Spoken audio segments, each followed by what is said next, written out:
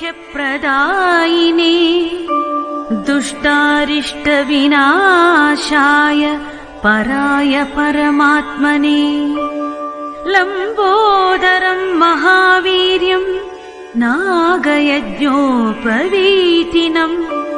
अर्धचन्द्रधरं देवं विघ्नव्यूहविनाशनम् ॐ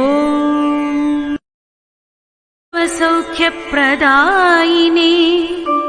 दुष्टारिष्टविनाशाय